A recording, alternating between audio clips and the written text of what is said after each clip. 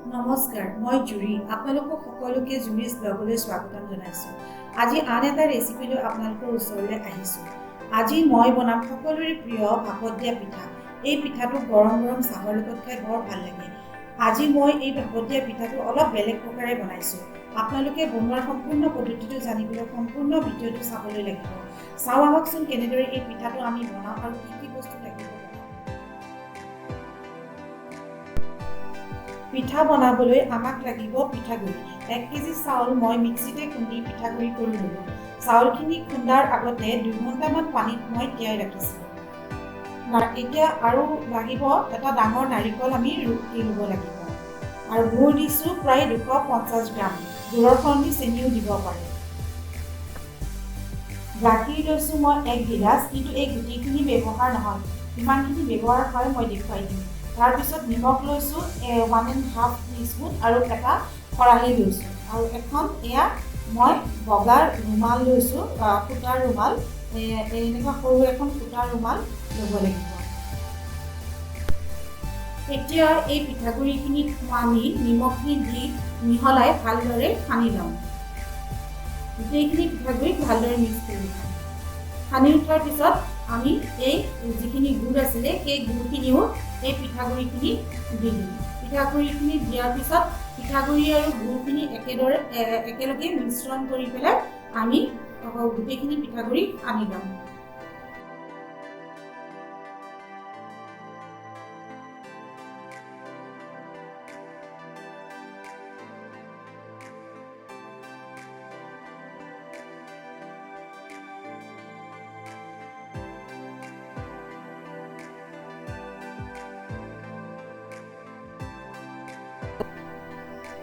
এতিয়া আমি এই ৰুকি থোৱা নাৰিকলখিনিও এই পিঠাগুড়িৰ লগত ভালদৰে মিহলাই সানি ল'ম।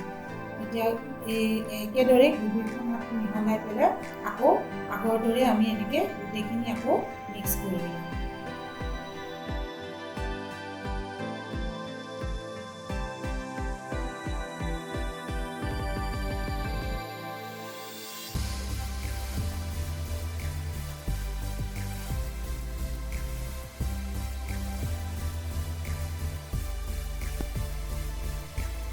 ইয়াৰ পিছত আমি গাখীৰখিনি হাতেৰে ছটিয়াই ছটিয়াই পিঠাগুড়িখিনি সানিব লাগিব।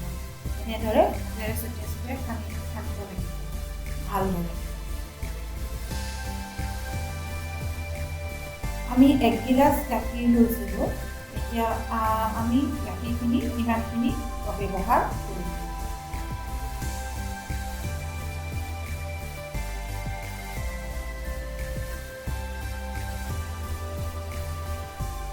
এতিয়া আমি এই যে সূতাৰ কাপোৰখন লৈছিলোঁ সেইখন এনেদৰে পানীত তিয়াই লৈ ভালদৰে চেপি ল'ব লাগিব। এনেদৰে তাৰপিছত এখন বাঁহৰ চালনী ল'লে ভাল হয়। মোৰ বাঁহৰ চালনীখন ভাঙি থাকিলে সেইকাৰণে আজি মই এই প্লাষ্টিকৰ চালনীখনেৰে এনেদৰে গোটেই পিঠাগুড়িখিনি যিখিনি সানিছোঁ এনেদৰে চালি ল'ব লাগিব। চালি লোৱা এইখিনি পিঠাগুড়িখিনি এতিয়া আমি এই পিঠাগুড়িখিনি ভাপত দি পেলাই পিঠা বনাম। এটা কেটলিত আমি পানী অলপ গৰম কৰি দিলোঁ আৰু পিঠাগুড়িখিনি লৈ পেলাই মুখখন এনেদৰে বন্ধ কৰি দিব লাগিব। বন্ধ কৰি দিয়াৰ পিছত এই ঢাকনিখনত অলপমান তেল ঘঁহি ল'ব লাগিব। তাৰপিছত পানীখিনি ভালদৰে গৰম হ'লে এনেদৰে এই ঢাকনিখনৰ ভিতৰত এনেকৈ ভিতৰৰ ফালৰখিনি এনেকৈ পিঠাখিনি দি পেলাই কাপোৰখনেদি মেৰিয়াই এনেদৰে জুইত প্ৰায় প্ৰথম পিঠাটো আমি প্ৰায় 7 মিনিটমান সময় ৰখিব লাগিব। ঠিক হোৱাৰ আগে আগে এনেকৈ আমি অলপ ধপধপকৈ মাৰি তাৰপিছত আমি এনেদৰে উলিয়াই দিলে ধুনীয়াকৈ পিঠাটো ওলাই আহিব। এয়া চাওকচোন কি ধুনীয়াকৈ পিঠাটো ওলাই আহিছে। এয়া প্ৰথম পিঠা আমাৰ হৈ গ'ল। এনেদৰে ঠিক আগৰ দৰেই আমি এনেকৈ দ্বিতীয় পিঠাটো বনাম।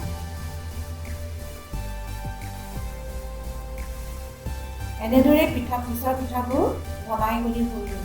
বেছি সময় নালাগে পিছৰ পিঠাবোৰত, 4 মিনিটমান সময় লাগিব। আশা ৰাখিছোঁ আপোনালোকে এই ৰেচিপিটো চাই ভাল পালে। এনেকুৱা ভাপত দিয়া পিঠা আপোনালোকে গৰম গৰম চাহৰ লগত পৰিৱেশন কৰিব পাৰে। গতিকে এনেকুৱা ভাপত দিয়া পিঠা আপোনালোকে বনাওক, খাওক আৰু আনকো খুৱাওক। এনজয় কৰক। ধন্যবাদ।